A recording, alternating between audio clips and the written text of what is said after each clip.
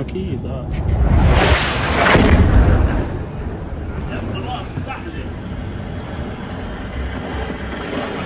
هو الجول. ফিলিস্তিনের অবরুদ্ধ গাজায় সন্ত্রাসী গোষ্ঠী ইসরায়েলের বর্বরতা কমছেই না। গত ২৪ ঘন্টায় ইসরায়েলি বর্বর হামলায় কমপক্ষে আরও ৭৭ ফিলিস্তিনি নিহত হয়েছেন, আহত হয়েছেন ১৭৪ জন। ধ্বংসস্তূপের নিচে এবং রাস্তায় আটকা পড়ে আছেন আরও শত শত ফিলিস্তিনি, কারণ উদ্ধারকর্মীরা সেখানে পৌঁছাতে পারছেন না। ফিলিস্তিনের স্বাস্থ্য মন্ত্রণালয় থেকে দেওয়া এক বিবৃতিতে এসব তথ্য জানানো হয়েছে।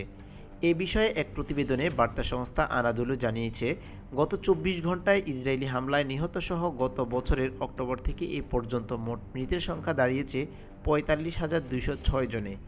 নৃশংস এই হামলায় আরও অন্তত ১,০৭,৫১২ জন আহত হয়েছেন।